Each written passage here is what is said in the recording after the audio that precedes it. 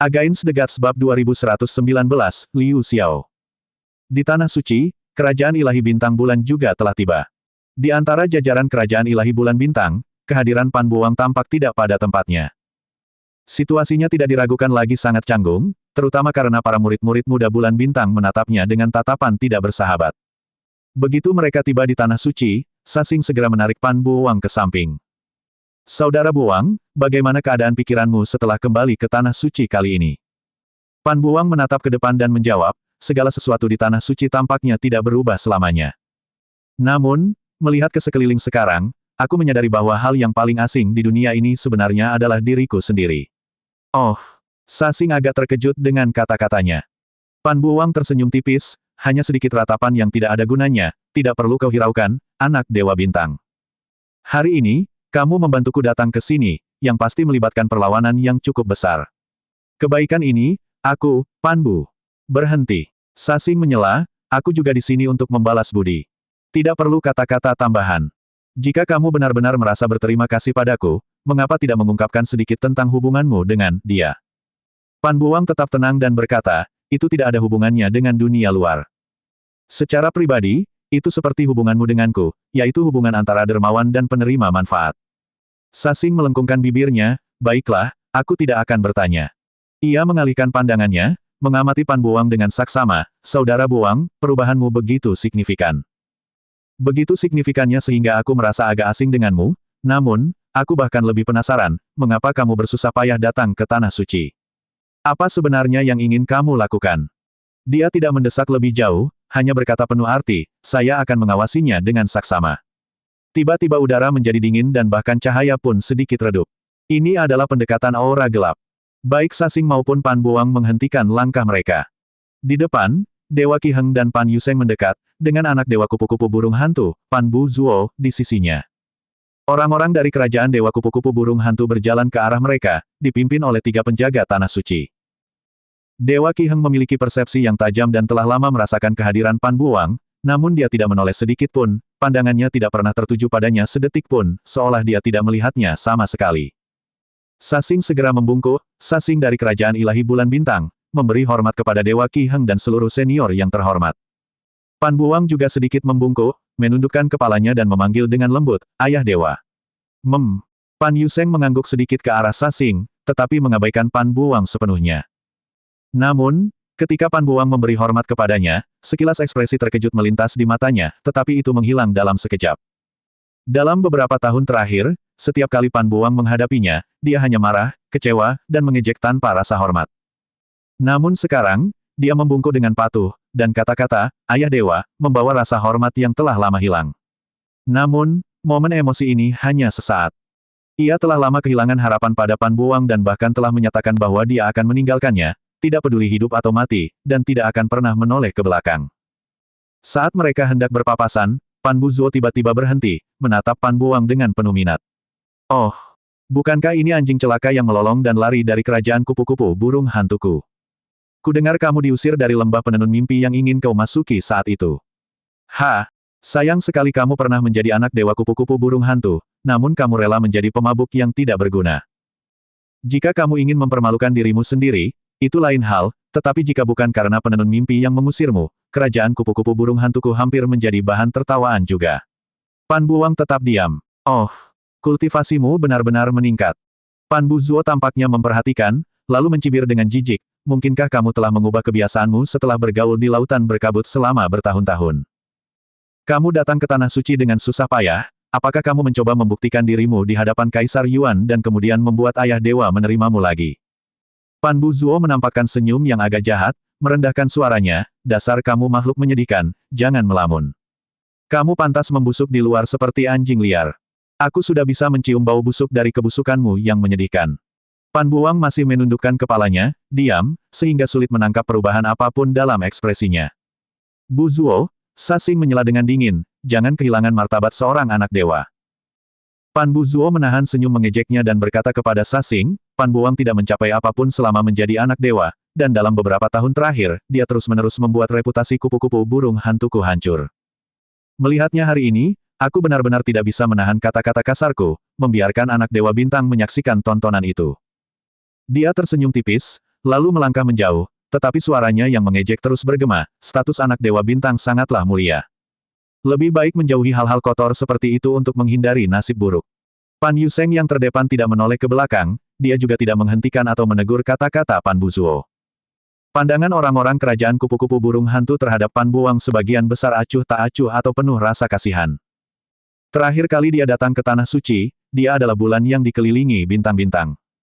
Setelah mereka berjalan jauh, Sasing mengernyitkan dahinya dan berkata dengan nada kesal, Pan Buzuo itu benar-benar keterlaluan.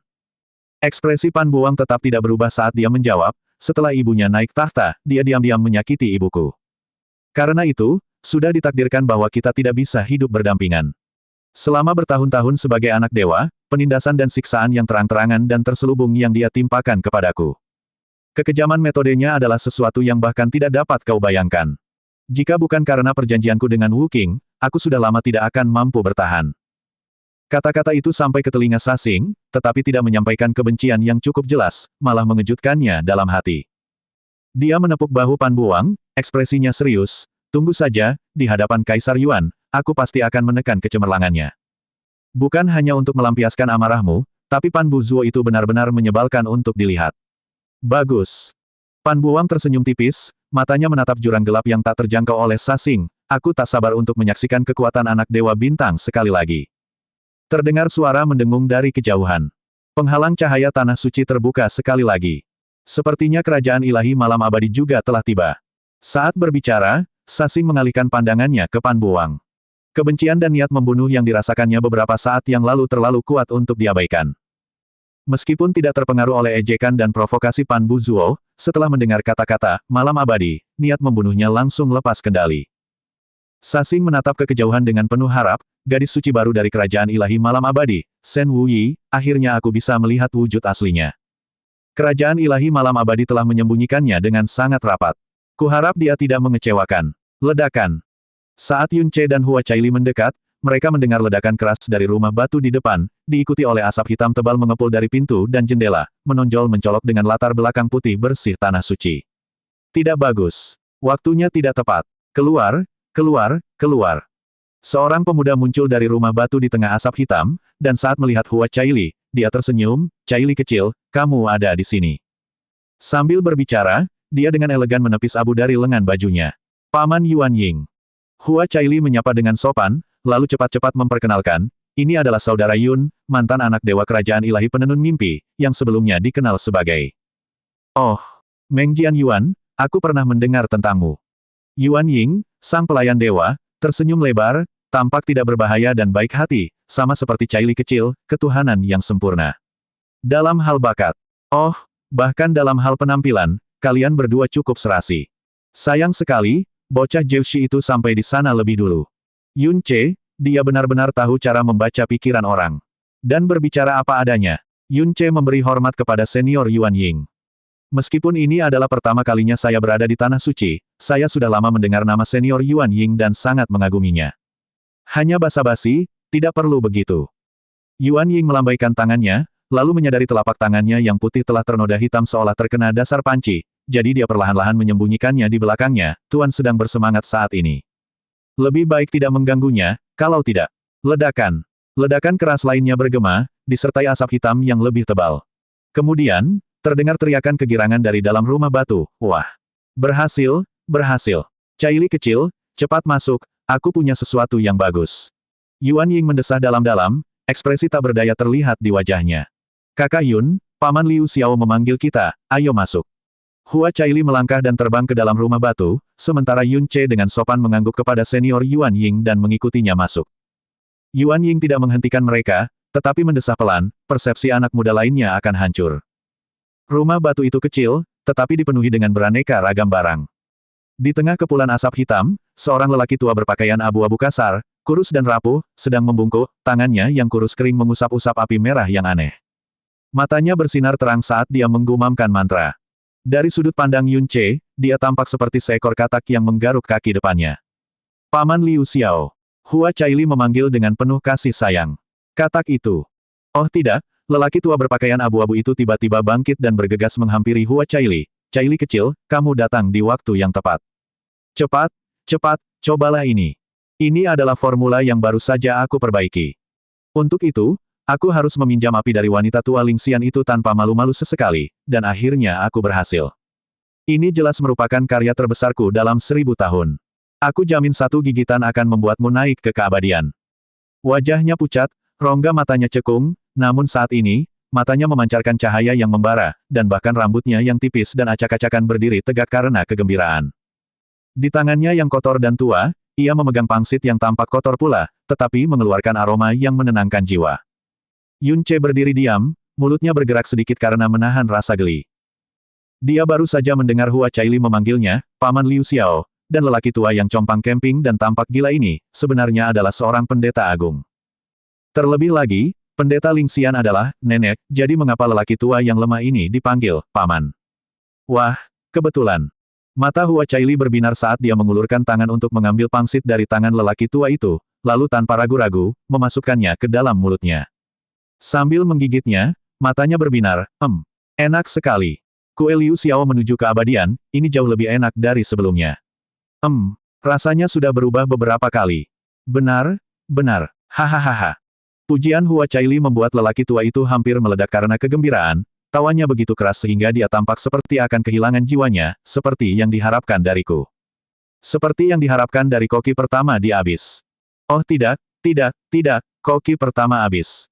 Oh benar, mulai sekarang, namanya akan diubah menjadi kue abadi terbang Liu Xiao. Tidak peduli apakah itu kue abadi asli atau palsu, memakannya akan membuat mereka terbang, hahaha. Hua Caili terus menikmati kue itu, lalu berbicara perlahan di tengah tawa keras lelaki tua itu. Meskipun lebih baik dari sebelumnya, jika dibandingkan dengan kue buatan saudara Yun, rasanya masih kurang. Tawa lelaki tua itu tiba-tiba terhenti, seolah-olah dipotong oleh pisau. Matanya yang kecil membelalak kaget, kakakmu. Apa yang kamu katakan? Kue terbang abadi Liu Xiaoku, apakah ada sedikit kekurangan? Dia menatap dengan mata terbelalak, membenarkan setiap kata seakan-akan kata-kata itu telah menyinggung sebuah tabu besar yang tidak bisa dibiarkannya. Ya, Hua Caili mengangguk tanpa ragu, matanya yang indah jernih seperti cermin, polos namun sedikit menyedihkan. Kata-kata dan ekspresinya begitu alami dan masuk akal. Pada saat itu, Yun Ce seperti mendengar suara sesuatu hancur di dalam dada lelaki tua itu. Kemudian, dia melompat berdiri dan menjerit, tidak mungkin. Kue abadi terbang Liu Xiao ini adalah puncak dari usahaku selama ribuan tahun, dibuat melalui puluhan ribu penyesuaian untuk menciptakan kelezatan yang tak tertandingi. Bahkan aku ingin menggigitnya sendiri. Apa benda yang bernama kakak Yun itu? Dengan nama yang terkutuk seperti itu, bagaimana mungkin benda itu bisa menciptakan sesuatu seperti harta karunku yang sangat berharga? Tidak seperti buatanmu. Hua Caili segera mengoreksi, rasanya memang lebih enak daripada buatan Paman Liu Xiao, dan bukan hanya kue keringnya saja, banyak hal yang dibuat oleh kakak Yun jauh lebih lezat daripada buatanmu. Yun Ce sekali lagi mendengar suara sesuatu yang hancur berkeping-keping di dalam dada lelaki tua itu.